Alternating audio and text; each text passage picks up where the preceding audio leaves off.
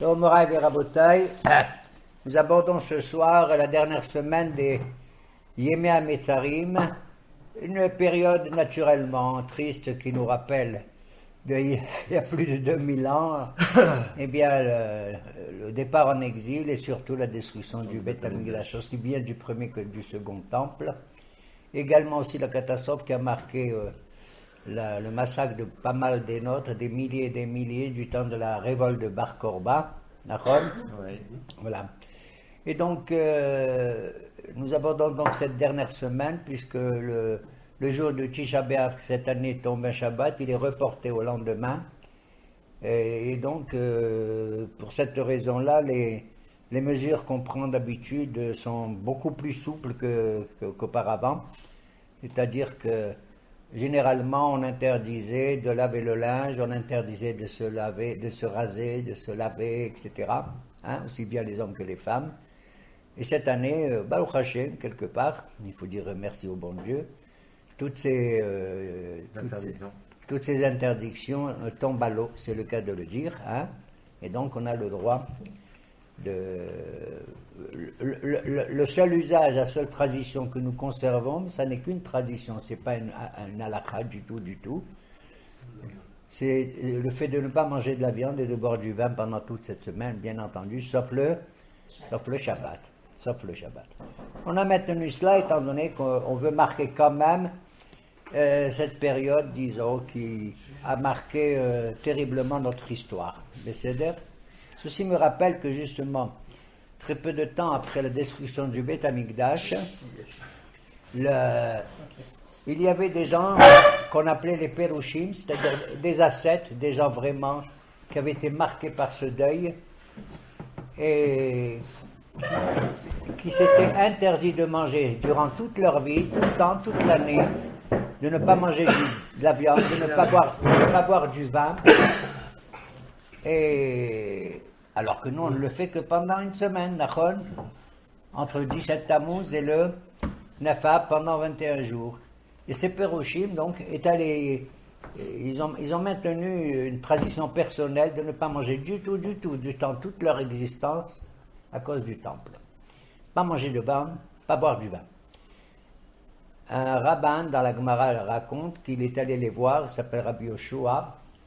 Il leur dit, qu'est-ce qui se passe? Pourquoi c'est pas beau ce que vous faites, franchement, de vous priver de viande et de boire du vin durant toute l'année. Ils lui ont dit, oui, comment c'est pas beau? Nous, on a été profondément marqués par la destruction du Beth Amikdash. Et pourquoi? Ils lui ont dit, quoi, pourquoi? Parce que la viande, on offrait des sacrifices au Beth Amikdash, oui ou non?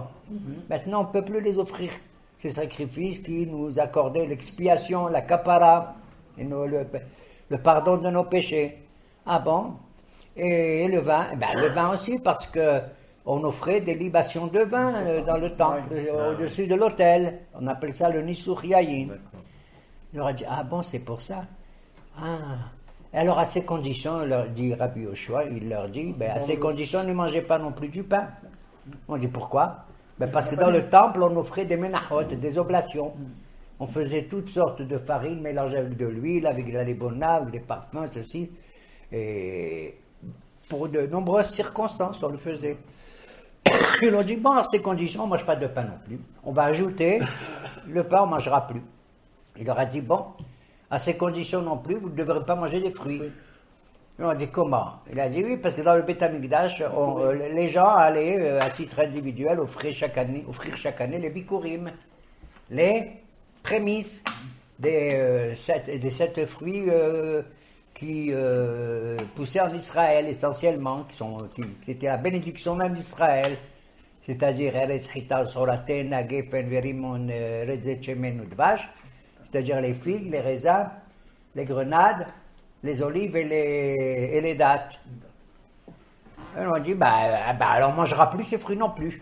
Ils ont continué. Il leur a dit, ah bon, alors à ces conditions, vous ne devez pas non plus boire de l'eau. Ils ont dit, pourquoi? Ils ont dit, parce qu'on offrait aussi une fois par an, pendant la fête de Sukkot, on faisait le Nisur Hamaim, la libation de l'eau. Ah, là, ils ont compris qu'ils ne pouvaient pas vraiment, c'est impossible. On ne peut pas vivre sans boire de l'eau pendant 3 jours, sinon Barmenan, c'est fini, c'est foutu. On peut jeûner pendant 3 jours à la limite, c'est terrible, mais ne pas boire de l'eau. Et c'est ainsi qu'il a pu les convaincre qu'ils renoncent à toutes ces interdictions. Comme je vous l'ai dit, donc cette année, Baruch Hashem, il n'y a pratiquement plus aucune interdiction, mais on maintient cet usage, encore une fois. Encore, quand bien même, les communautés de Thémanim du Yémen, les Juifs du Yémen, eux, mangeaient tout le temps, chaque année, de la viande et buvaient du vin, sauf pendant la Souda Mafseket, le repas qui précédait le jeûne du Tisha B'Av. Nous abordons à présent la Haftara, c'est-à-dire la troisième de Hazon et Shayahu de cette semaine, Shabbat Hazon, Bevakasha. Hazon et Shayahu ben Amos, אשר חזה על יהודה ירושלים בימי עוזיהו, יותם, אחז, חזקיהו. Oui, מלכי יהודה. Oui. Voici la vision Hazon, c'est une vision la plus suprême, vraiment très importante. Le mot Hazon, vision. Vous vous rappelez qu'on avait dit que les 3 haftarot de ces 3 semaines, une parle de la parole, de la bouche, c'est Dibrei Yirmiyahu, hein? La seconde, c'est Shimon, écoutez. Et la troisième, c'est Hazon, c'est la vision. C'est-à-dire la bouche, l'oreille et les yeux. Et Hazon est une vision très très précise et très très élevée que le prophète Isaïe a eu il a exercé du temps de 4 rois. D'accord? Et qu'est-ce qu'il leur dit en premier? Shim'u Shamayim, écoutez, ô les cieux, et toi la terre prête l'oreille, car l'Éternel va parler. C'est étonnant. D'ailleurs, je voudrais signaler au sujet d'Isaïe que ce premier chapitre n'est pas les premiers mots qu'il a prononcés. Le début d'Isaïe, c'est au chapitre 6, lorsqu'il va être choisi par Akadosh Baruch Hu pour exercer sa mission. D'accord? Mais il n'y a pas d'ordre toujours dans les prophètes chronologiques, peu importe. Et là, nous voyons comment est-ce qu'un prophète, en principe à qui il s'adresse? À nous, au peuple. Et là, on voit, et c'est fatigant, c'est énervant de voir. Imagine-toi, il s'adresse, il y a une population autour de lui, et il lève les yeux vers le ciel, au lieu de parler aux Juifs, il leur dit, écoutez les cieux, et toi la terre prête l'oreille, car l'Éternel va parler. C'est choquant, vous ne trouvez pas? Au lieu de t'adresser directement au peuple, tu t'adresses au ciel et tu t'adresses au qui? À la terre. De là, j'en déduis que quoi? Que vous, les hommes, hein, vous êtes incapables d'écouter et de comprendre la parole divine. Vraiment, c'est choquant, comprenez?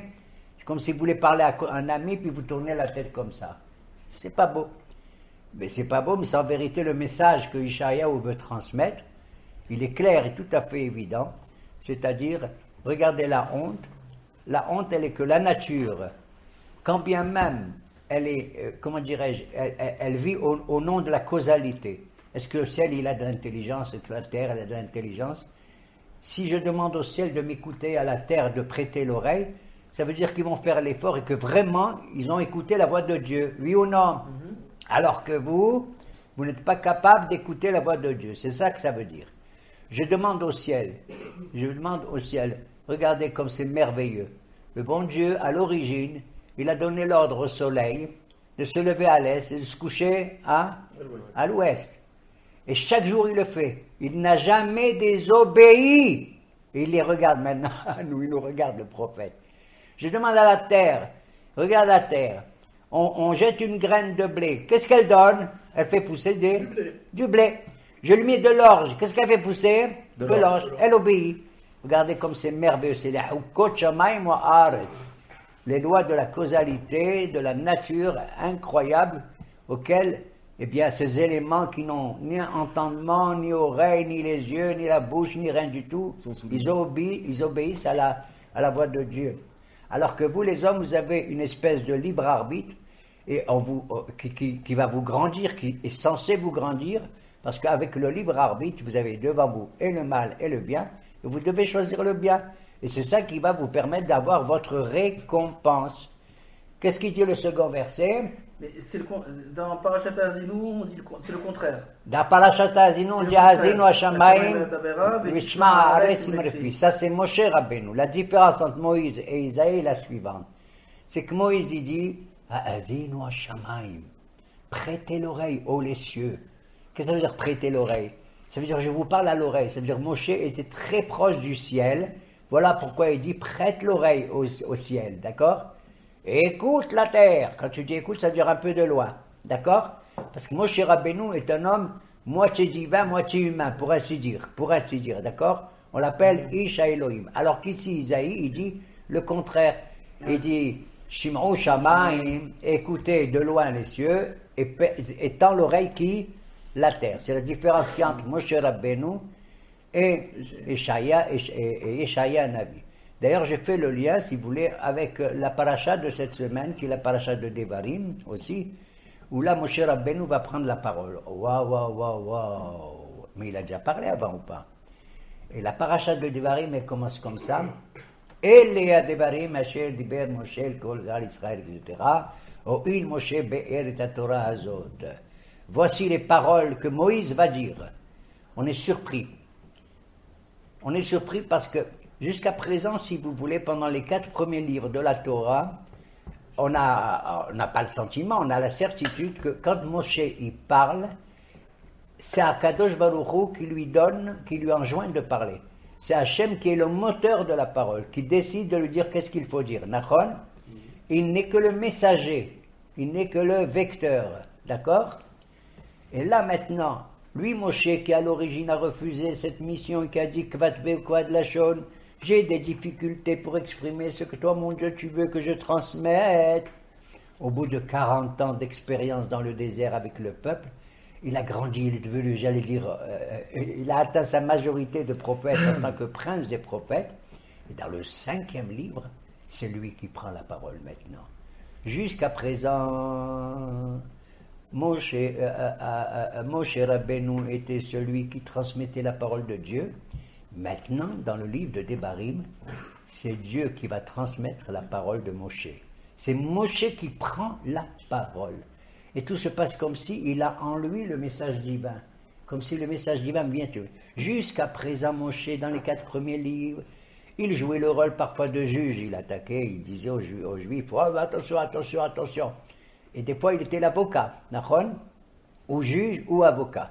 Ça veut dire qu'il avait un rôle où il était du côté de Akadosh Baruch Hu, en tant que juge, ou il était du côté de Am Israël en tant qu'avocat. Mais là, maintenant, je veux dire, il est devenu un médiateur, il est devenu un chatran, quelqu'un qui va marier le couple. Maintenant, il prend la défense ni de l'un ni de l'autre, ni l'attaque, ni le juge, ni l'avocat, mais il va unifier Akadosh Baruch Hu avec Am Israël. Vous avez compris? Maintenant, dans le livre de Devarim, je prends la parole maintenant, parce que je vais vous quitter. Dans 36 jours, je vais mourir. Il le sait, il va mourir. Dans le livre de Devarim, quand est-ce qu'il prend la parole? Le premier jour du mois de Shvat, et il va quitter ce monde le 7 Adar. Ça fait exactement 36 jours. C'est d'ailleurs la valeur numérique du premier mot du livre de Devarim qui dit « Ele ha-Devarim ». Voici les paroles que je vais prononcer. Ele, c'est combien? Aleph, Lamde? 36. 1, 30 et 5. 36. Bidjouk et Léa Devarim. Voici les paroles que je vais prononcer et je vais vous expliquer maintenant la Torah. Cette Torah, ce livre de Devarim que Maïmonide, Rambam et d'autres appellent le Mishneh Torah. Tout se passe comme si c'est la deuxième Torah pour ainsi dire, mais qui passe maintenant par la voix de Moshe Rabbeinu qui prend mamash la parole dans un discours fleuve qui coule naturellement de source. Et on va voir dans ce texte, effectivement, comment Moshe Rabbeinu va mélanger à la fois les arguments en faveur de Dieu et les arguments en faveur de comment il s'appelle, de Am Israël. Et là, Ishayahu, beaucoup plus tard, il nous a enseigné, effectivement, qu'on est capable de faire entendre sa voix aux pierres, aux choses inanimées, au soleil, à la lune, Nachon, et à la terre également. Et qu'est-ce qu'il dit au deuxième verset? Même les animaux, ils sont capables d'accomplir la volonté de Dieu qu'il a gravée en eux. ידע שור, שימו שמיים והאזינו ארץ. שומו שמיים. Oui. שימו שמיים והאזינו ארץ, כי אדוני דיבר. בנים גידלתי ורוממתי. Banim Gidalti Veromamti. Par contre, ces enfants-là qui sont devant moi, je les ai élevés, éduqués, je les ai grandis. D'accord? Et je les ai élevés. Vehem Pashoubi. Et eux, ils m'ont trahi. Pashou. Il y a une différence entre quand on fait le vidouille, on dit Hatati, Abiti ou Pashati. La différence entre un avon, entre un het, un avon et un pécha. Un het, c'est un péché involontaire. Ah, ça m'est arrivé, j'étais comme ça inconscient. Avon, c'est un péché volontaire. Ouais, j'avais envie, j'ai mangé ça, j'ai fait ça.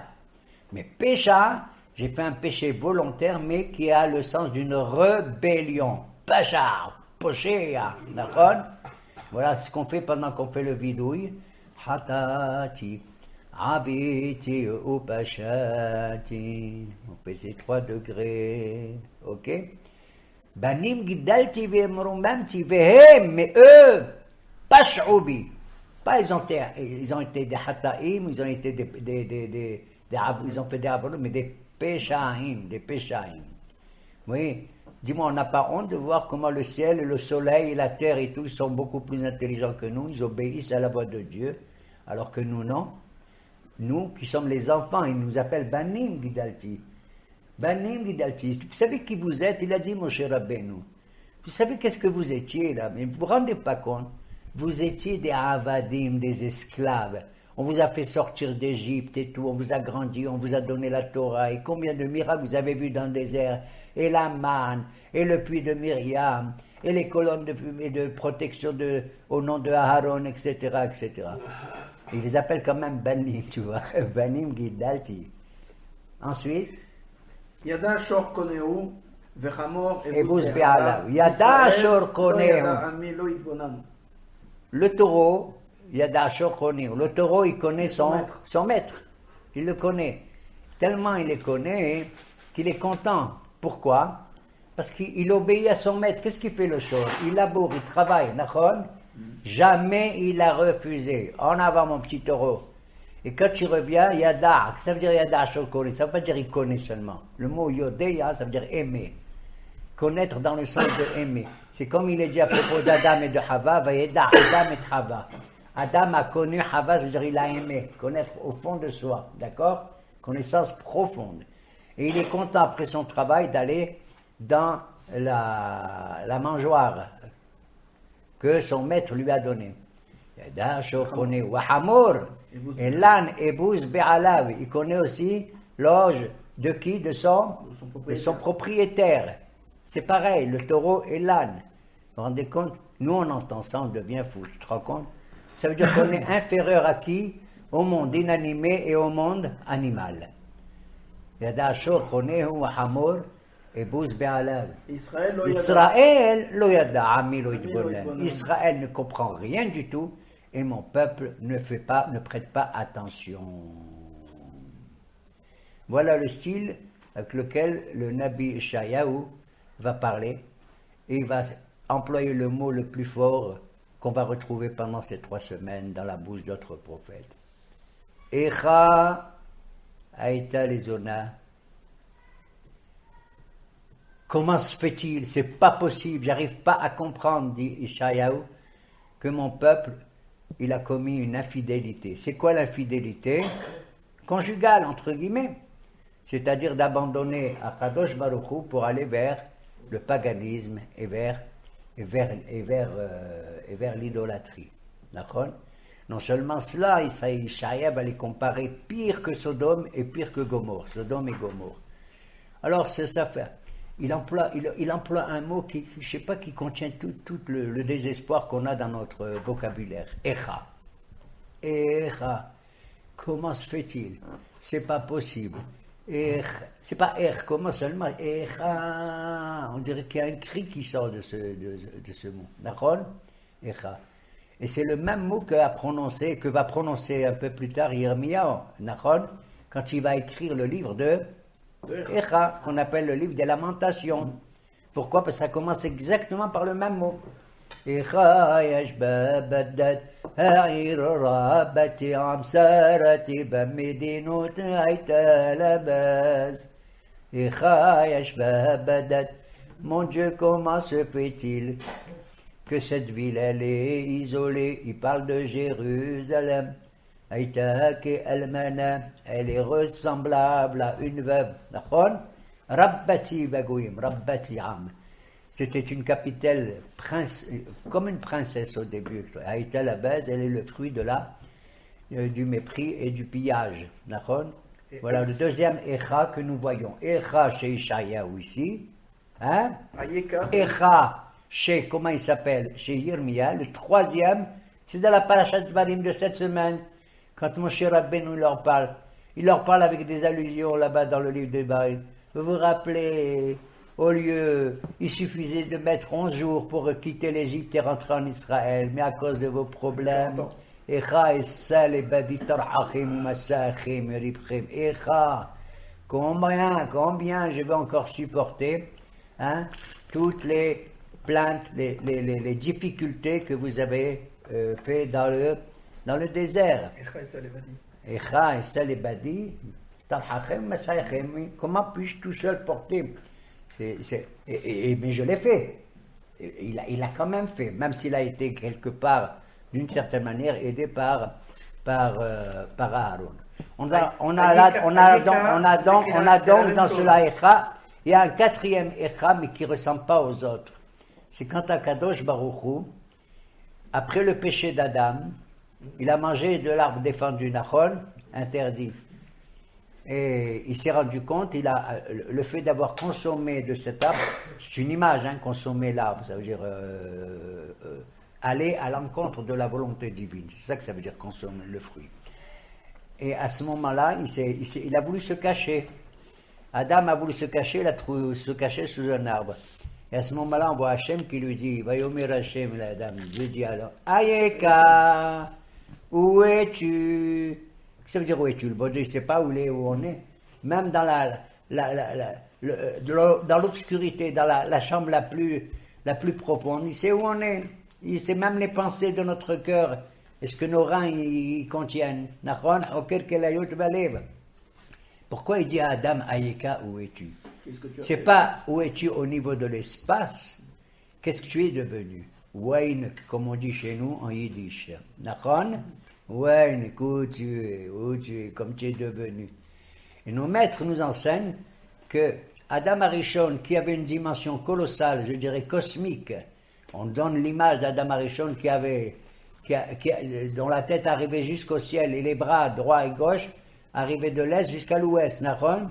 Et à la suite du péché, il a diminué de sa taille considérablement. À tel point qu'ils disent quoi considérablement? Il mesurait maintenant que 50 mètres de haut, c'est tout. Sans un mot, mais un main. Alors tout se passe comme si, étant donné qu'il s'est diminué à cause du péché, Dieu lui dit, où es-tu? On ne te voit même pas. Pourquoi tu dis à quelqu'un, où es-tu? Ça veut dire, au lieu d'être le maître de la nature, jusqu'à présent, Adam Arishon aurait dû être le maître de la nature. C'est l'être qu'on voit le plus, c'est celui qui dirige tout, aussi bien les arbres, les fruits, les animaux, le ciel, la terre, tout ce que tu veux. Quand tu dis à quelqu'un où es-tu, ça veut dire qu'il ne dirige plus rien du tout. Et donc ce Ayeka, où es-tu, effectivement, cette diminution de l'être ressemble aux trois Echa qu'on vient de voir. Je fais la relation avec Echa aussi, avec le livre de Devarim. On a dit tout à l'heure, qu'est-ce que c'est Elea Devarim? Voici. Les 36 Nachon, voici les paroles que Moïse va dire. C'est 36, Aleph Lamed He. Comment c'est Echa, Aleph, Yud, Chaf, He? Aleph c'est 1, Yud 10, Chaf 20, et He 5. 36. Ça fait exactement 36. Où sont disparus les 36? Où sont-ils? De quel 36 il parle?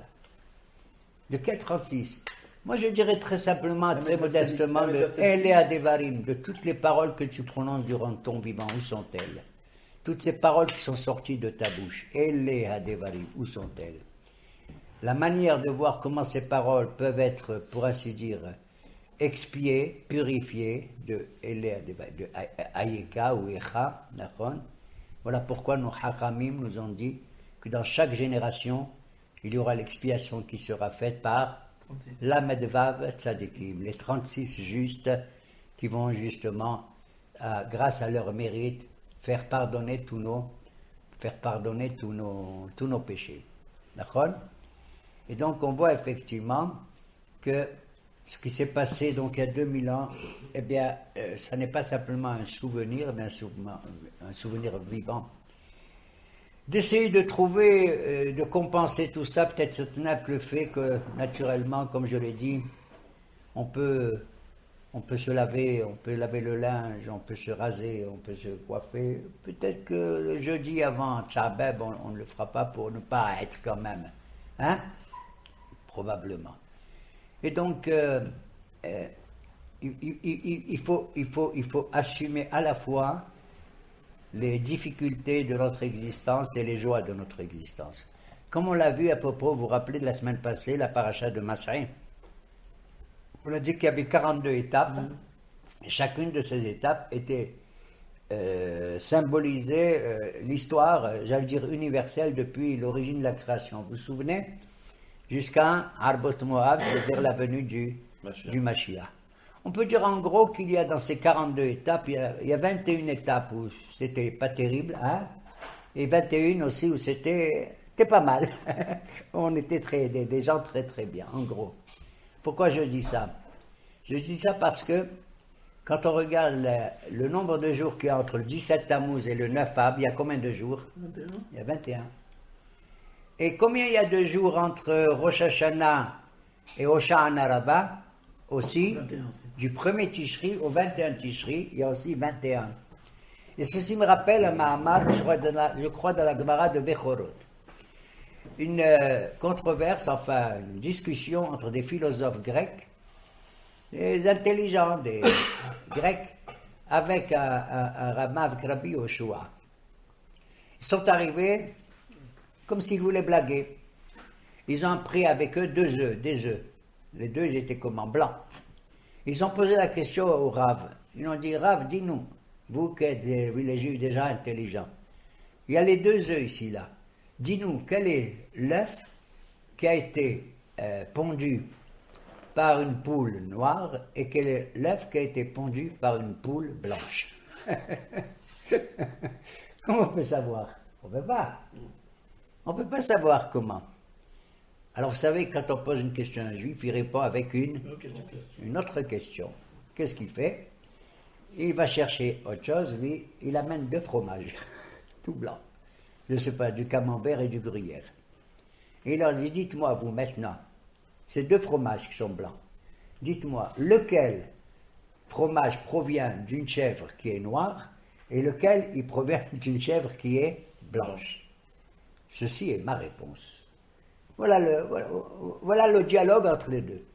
Ils ont été complètement stupéfaits. Ça veut dire que de la même manière que moi, soi-disant, je n'ai pas de réponse à vous donner, vous non plus, vous n'aurez pas de réponse à me donner. Vous n'aurez pas de réponse à me donner. D'après vous, quelle réponse on peut donner dans tout ça? Qu'est-ce qu'ils voulaient ces philosophes grecs en parlant à Rabbi Yoshua? Qu'est-ce qu'ils voulaient? Ils voulaient nous dire, pour ainsi dire, que vous avez vécu des moments noirs, quel est l'œuf qui est pondu par une poule noire, et vous avez vécu, soi-disant, des moments bien qui sont blancs, quel est l'œuf qui provient d'une poule blanche. Et lui, Rabbi Yoshua, il leur a apporté l'histoire du fromage. Et pourquoi il leur a apporté? Il leur a dit, c'est exactement comme les œufs, comme mes fromages que je vous donne. Nous, on est capables, nous, contrairement à vous.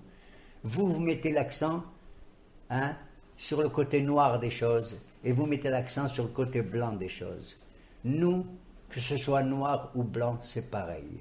C'est une poule qui l'a accouché, qu'elle soit noire, qui l'a pondue, qu'elle soit noire ou qu'elle soit blanche. Et d'ailleurs, je vais vous dire, et ça c'est le Marche, un commentateur de cette Gemara qui dit, ça me rappelle tout simplement la même histoire. Quand le jour le plus sacré d'Israël, c'est quand le jour le plus sacré? C'est aussi un jour de jeûne, le jour de Kippour. Vous savez ce qu'on fait, messieurs les philosophes? Le jour de Kippour, à l'époque où le temple existait, en dehors de marier. tous les sacrifices et tout ça, vous savez ce qu'on faisait? Chercher une Le colère. grand prêtre, et c'est ce qui marquait l'esprit des gens, on lui donnait 2 séirim, 2 boucs, qui étaient identiques dans la taille, dans le poids et dans la valeur pécuniaire. C'est les 2 séirim, d'accord? Et il devait tirer au sort n'importe lequel. Un, il était réservé Seir l'Hachem, c'est-à-dire être sacrifié au nom de Dieu, Hachem. Et le deuxième, Miskin, le pauvre, il devait être désigné pour être le Seir, la Azazel, pour le Azazel. Et on sait ce qu'on devait faire avec l'un comme avec l'autre. Et sachez que pour nous, aussi bien le bouc destiné à Dieu, qui était waouh dans le temple, et le bouc qui était destiné au Azazel et tout, et qui doit être jeté dans une falaise, pour nous, ces deux offrandes étaient tout à fait équivalentes. Voilà pourquoi ces 2 boucs devaient avoir la même taille, la même valeur, la même couleur, etc. etc. D'accord? Voilà. Ça veut dire que nous devons être capables d'assumer et de faire en sorte que même nos épreuves, les périodes les plus noires et tout, nous devons, pas seulement nous devons vraiment les dépasser et les accepter. D'ailleurs, quand on jetait, messieurs les philosophes, le Seir l'Azazel, vous savez ce qui se passait là-bas? Il se passait que on attachait de la laine rouge à la porte du temple. Et le Cohen et les autres, ils regardaient. Si l'offrande au Azazel avait été accordée, à ce moment-là, la couleur rouge de la laine devenait blanche. C'est ce que ici il dit Ishaïa ici.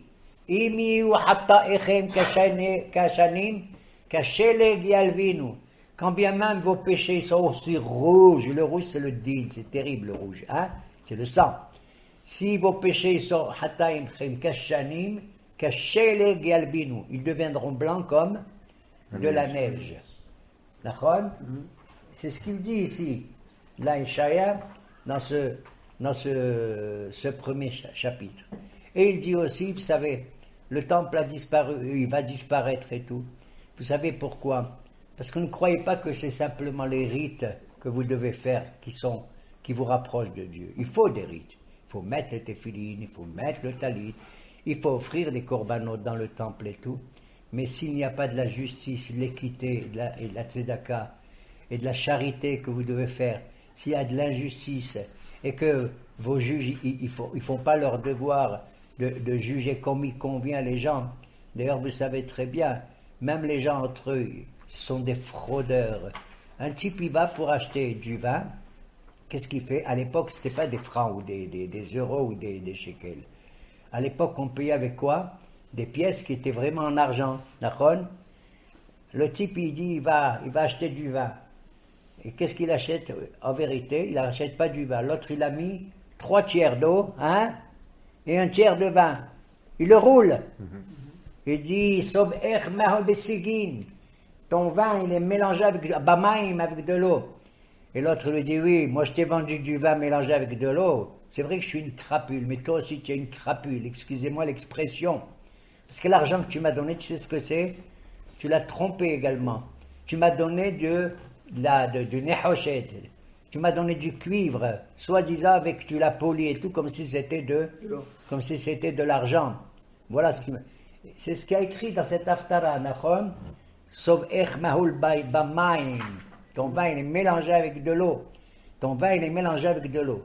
On raconte effectivement, quand quelqu'un, il allait se plaindre devant le juge, il allait se plaindre devant le juge parce que, comment ça s'appelle? Un homme, il va se plaindre parce qu'on va voler son chandelier, ok?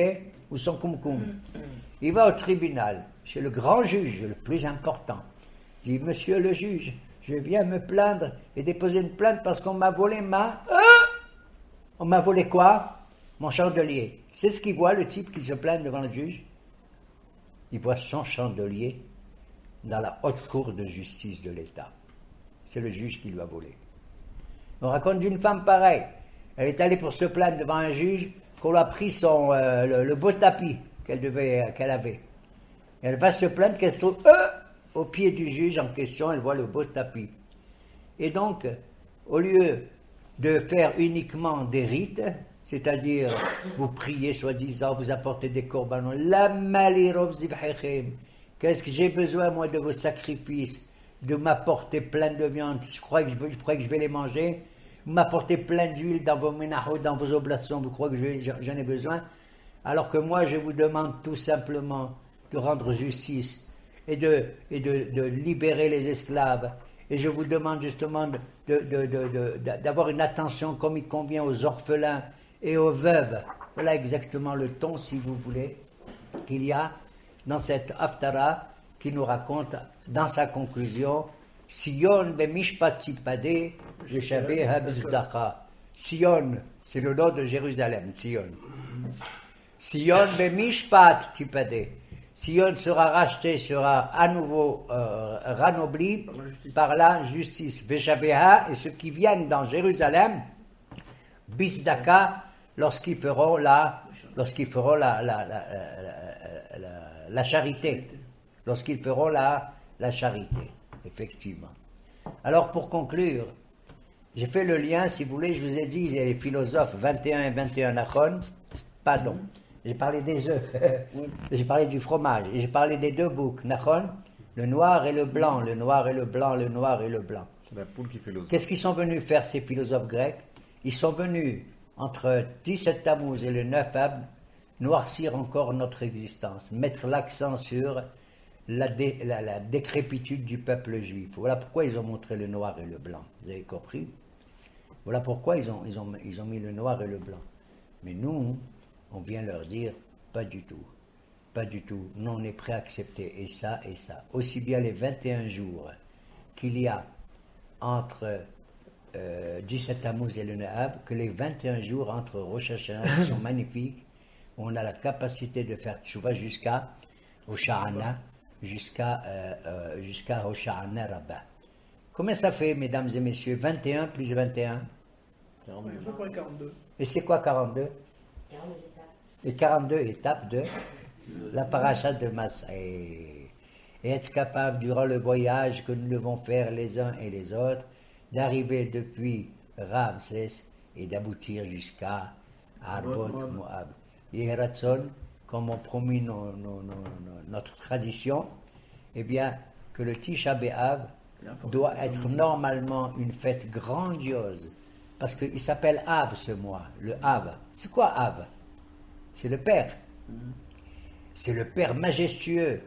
Nous avons eu la joie de vivre Aviv, le printemps, Aviv.